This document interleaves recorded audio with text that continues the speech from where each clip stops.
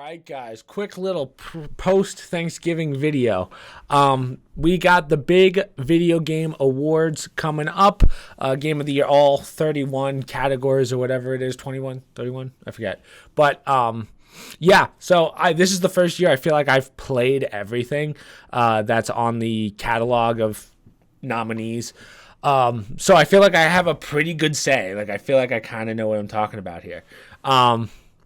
But yeah, let's just start voting and see how many of you guys agree with me, and if not, how many of you are idiots. No, I'm kidding. Best game direction. Definitely not Elden Ring because it's so open world. Like, I feel like game direction is kind of like linear to a certain extent, but open enough that it doesn't feel linear. Like, Elden Ring is very open. There's a lot to do, so I would not say Elden Ring. Horizon Forbidden West. Kind of, it's okay. I mean, to a certain extent, it was a decent game. I wouldn't say it's the best game. I feel like this game kind of is in the categories because of the publisher, the company that made it is very well known, so they're on there. I don't even think this game compares to the rest. Stray, again, indie game that I think was a little more overrated than it's definitely an overrated game, I think. Immortality, decent game. I wouldn't say that I would say it was best game direction, so I'm going to give this one to God of War. Best narrative, God of War by far. Yeah, we just went over these. I mean, there's nothing's going to beat God of War on that one. Best art direction. Scorn's not a bad one. Stray, I won't lie to you. I am slightly biased towards God of War Ragnarok, but you also have to agree that between Elden Ring and God of War, both of them took over 5 years to make. So, well, yeah, 4 to 5. I think I have to give this one to God of War too. Yeah, I would give it to Elden Ring for art, but I think the style of God of War is a lot more vibrant for best art direction. So, and creative ideas, of course. Best score and music. Ooh, okay. Metal Hellslinger's not bad. This was a video I never put out. Decent game. I'm not a big fan of metal, so I guess I am kind of biased in that regard. I didn't really... music is tough for me because I never really pay attention to the music. Xenoblade Chronicles was okay. I'm going to give it to Elden Ring, actually. Best audio design. Gran Turismo. I won't lie to you. I have not played Gran Turismo 7. I'm going to give it to Call of Duty Modern Warfare. Now, before you guys go, what? I'm going to give them kind of the bone here. And the reason I say this is because think of how bad Warzone 2 was, or like Modern Warfare 2019's audio. In comparison to that, they've made so many big leaps from before. It's almost like a most improved player award to me. So I think I'm going to give it to Call of Duty for this one. Just because I'm impressed with them actually listening to us and improving the audio. So I would say that that's probably the best.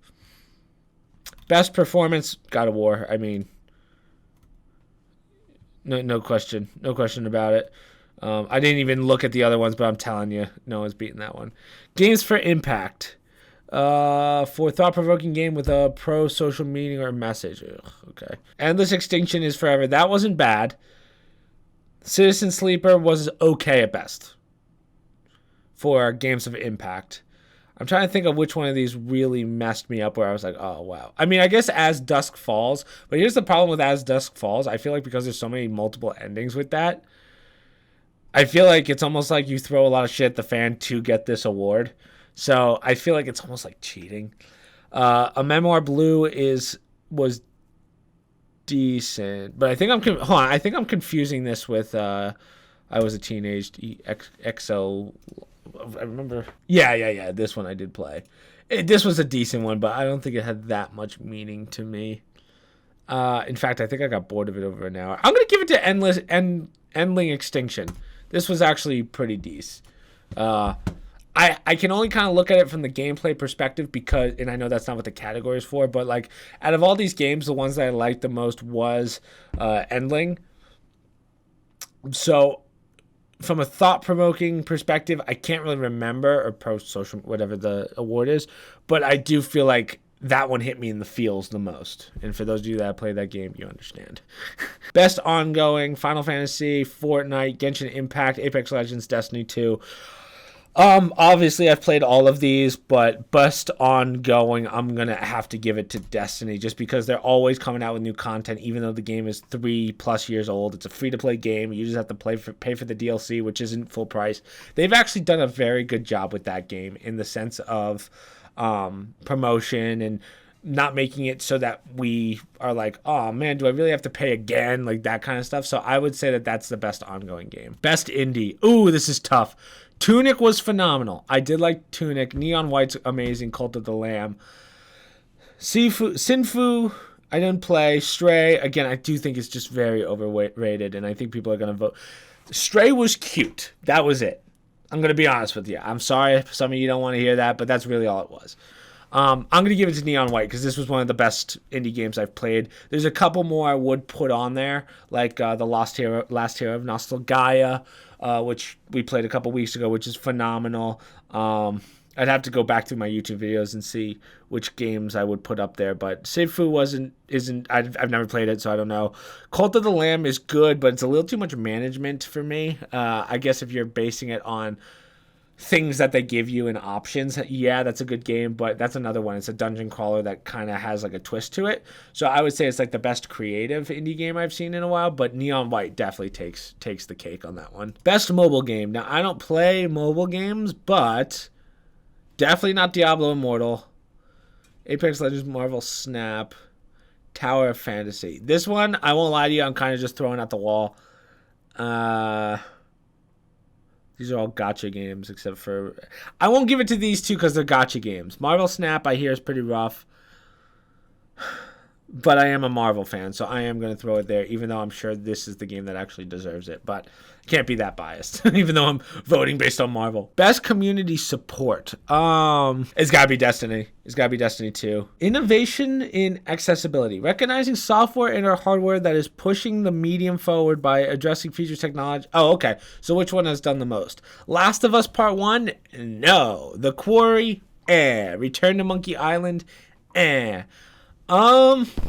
think I can only give this to God of War Ragnarok. I don't even know why it's on there, because what would pushing the medium by adding features, technology, content to help games be played and enjoyed by an even wider audience? That's tough, because God of War, I would say, shouldn't even be in this category, because if you didn't play, you can't get the full immersion of God of War Ragnarok unless you've played the other 7 games. So it's tough to give it to God of War. I understand what they're trying to say. Return to Monkey Island, it's okay. It's not. I didn't find anything that special about it. Last of Us Part 1 is a remaster. So, I mean, again, this is a AAA company that I bet you just kind of got thrown to the top because of their name, because no one really wanted Last of Us Part 1 remastered. Like, there was no point to it. The game's only, 6 years old maybe. Maybe a little more, but no one's dying for it. So I feel like I have to give it to God of War Ragnarok just because it's that good of a game. Honestly, God of War can win any category. And I know what you're thinking. Oh my God, you're so biased. Well, that's really what it is. Best VR experience, 100% is Bone Lab. Bone Lab, if you haven't played it, absolutely play it. All of these are good. I'm not a big fan of the Among Us VR. It's a little dicey how it works, and so many kids. When you go VR, kids kind of think that they could do what they want, and it ends up not becoming fun. Moss wasn't bad. I actually played the first one too. Moss, they did a lot of advancements from the first game, so I did like that. Red Matter 2, it's a little too linear.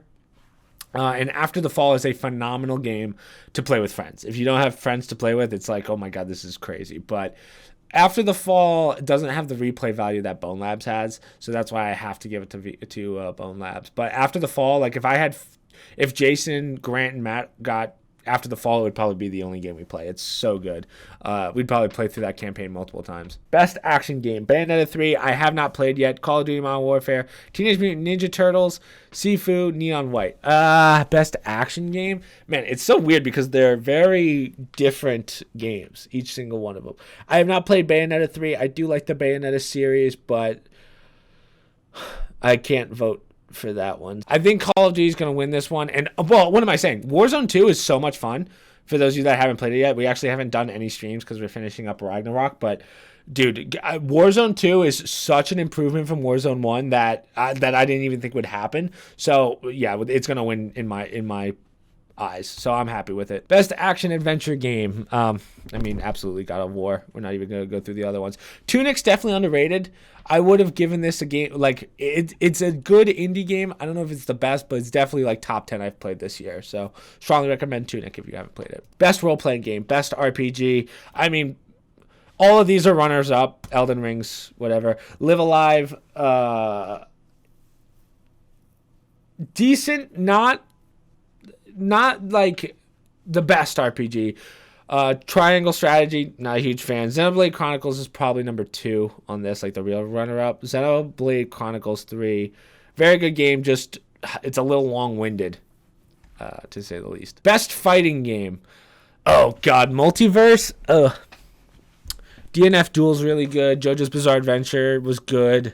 I'm just not that good at fighting games, to be honest. King of the Fighters. Man. That's actually a toughie. Multiverse, I think, fundamentally is the best here, but they absolutely screwed the shit out of that game and went back on so many promises. I refuse to give them the trophy here. So, JoJo's Bizarre Adventure, very good, but again, it's a little... It's good for people who love the anime. If you don't, I really can't give it to you. I think I'm going to give it to DNF Duel, which was a good game, so I don't know why I'm even hesitating, to be honest with you. Best family game? That's tough. Kirby and the Forgotten Land was good. It's either going to be Star Wars or Kirby. The problem is they both get kind of old and repetitive after like the first 2 hours. I'm going to give it to Lego Star Wars just because of the franchise. I'm not even a Star Wars fan, but the Lego franchise, the amount of stuff to do, even though it does bog you down after like the first 4 hours, there's so much replayability to it, and you can play it with others pretty seamlessly, and you'll have fun with it. I'll give it to Star Wars. Best Sim. Dune Spice Wars, Warhammer, Victoria 3. I didn't mind Victoria 3. I'm not a big sim strategy person, but Victoria 3 was pretty good for the little bit I've played. I'll be honest, I only played about an hour and a half, and I ended up not even putting that video out, but I did have fun for that hour and a half. Like, the reason I didn't put that video out was because I was so focused that I said maybe like 3 words in the whole recording. Like, the intro, something in the middle, and then the end. So I actually will give it to Victoria 3. Best sports game, FIFA, F1, Ollie Ollie World, which too clunky for me when I played it. Gran Turismo 7, NBA 2K23. Nah, as much as FIFA has its issues right now, I'll give it to FIFA 23. We've been playing that a little bit. Best multiplayer game, Overwatch 2, Splatoon, Teenage Mutant Ninja Turtles. What is Overwatch 2? You mean Overwatch 1 rebranded? Is that what we're talking about here? Call of Duty, easily. This one, Teenage Mutant Ninja Turtles, again, I haven't played it, but like, I know what it is. It's not anything that crazy. Content Creator of the Year. Oh, that's a thing? I don't really pay attention to. I don't know any of these people, but I do like the show Mob Psycho, so I'll give it to this guy, Nibellion. I know Ludwig, but I don't know him well enough to really give it to him, but I'll give it to this guy because he watches good animes. It's whatever. Sorry, Ludwig. Fight me, Ludwig, I dare you. Best debut indie. Okay, this is different. Vampire Survivors. This is an interesting genre of games that came out, these right here. It's almost like a new genre for those of you that haven't seen it. It's like a level up upgrade until you've basically maxed out the upgrades that you can get. It's really cool. I don't play on that much, but Norco wasn't bad. I mean, best debut... It's got to be between Stray and Neon White. No, I got to give it to Neon. Oh, man, but Tunic is so good. You know what? I'm not going to give it to Neon White because as cool as it is and how much fun it is and the story directive and all that stuff, it's not like that groundbreaking. Tunic isn't either, but they had some mechanics in Tunic that I was like, oh, that's really cool. Like, one of the things, not to spoil it for those of you that haven't played it, but the whole map ends up, like, you have all the, okay, hold on, spoiler in 3, 2, 1. The whole map ends up being a puzzle in the end, and you're like, whoa, this has been a puzzle the whole time? It's really cool how it works. And you have to use a map to, like, figure it out. So, yeah, I'm going to give it to Tunic. Tunic deserves it. Best adaptation, the Cuphead show, Sonic the Hedgehog 2. Uncharted. Arcane was okay. Cyberpunk Edge Runners was really good. Cuphead Show, Sonic the Hedgehog 2, Uncharted. I'm gonna give it. I think Arcane's gonna win this one, but I actually like Cyberpunk a little better because it was. I could get more interested in it because I'm not that big of a League of Legends fan. Like I don't know the lore of League of Legends. The Cyberpunk Edge Runners was actually pretty damn good. Most anticipated game. Tears of a Kingdom. Oh man, this is tough. Starfield I know is going to be probably the best out of all of these games, but from what we saw in that demo that everyone remembers, I'm sure, I can't really give it based on that. I also think this is one I'm going to get the most heat for, 100%. I think Legend of Zelda Breath of the Wild is the most overrated game of all time. Come at me. I don't give a shit.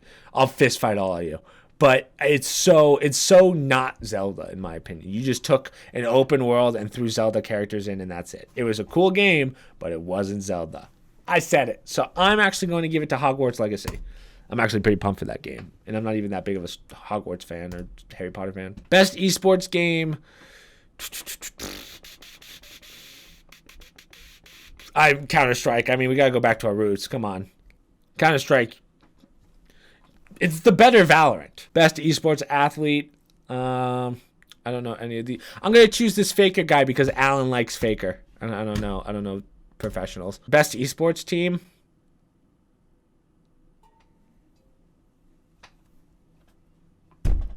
I don't know. I'll give it to the League of Legends guys. I know how hard they work.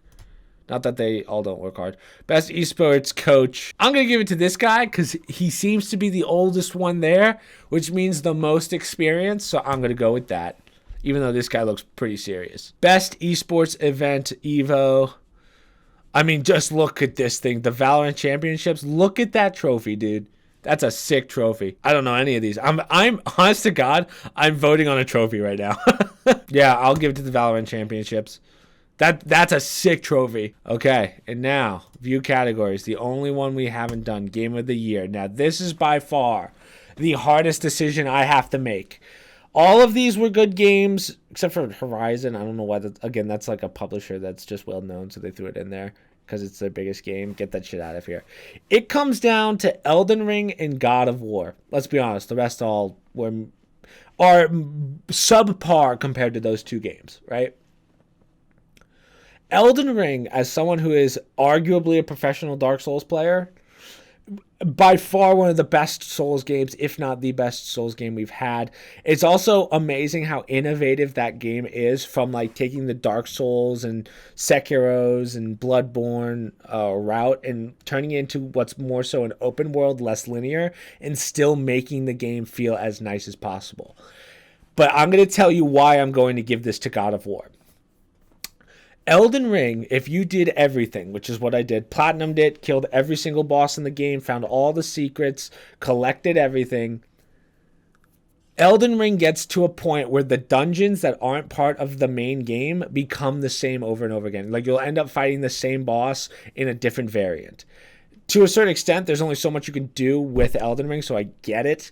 But God of War Ragnarok, from getting from one place to another, sometimes that could be tedious and repetitive, but there are really no two bosses that are the same except for some of the Berserker gravestones. So again, I have to give Game of the Year to God of War Ragnarok, just because the game is so unbelievably flawless in my opinion. I've actually had a couple glitches, but for the most part, it's just the best game I've played, and I knew it was going to be. Elden Ring, again, phenomenal game. It's definitely my number 2, if it's not my number 1. I would argue that they're both tied. First off, I think it's weird that we're comparing God of War to Elden Ring, but I mean, that's Game of the Year for you. So God of War, from a story perspective, from a lore perspective, from a gameplay perspective, it just has it all. And if I was to say where Elden Ring falls apart, is a lot of the story is explained through lore and not explained through dialogue. For the most part, like Elden Ring has expansive story that they don't talk about, whereas in God of War, it's at least covered with Mimir. So yeah, I think that is all my votes. There's a couple other runner-ups I would like to nominate. Like if I was to say runner-up for Indie Game of the Year, I think it would definitely be The Last Hero of Nostalgaia. I'm trying to think of what else. Pronty Fish might be in there. I'm trying to think of what other games I played. There's just been so many this year. So, guys, honestly, 2022 was probably one of the best years of games we've seen in history. So those are all my picks. For those of you, I'm sure I'll put this on TikTok so you can find the rest on my YouTube channel. I will leave social media down below, promo codes down below, other stream links down below, Discord down below, and hopefully I will see you guys next time and in the next video. So peace.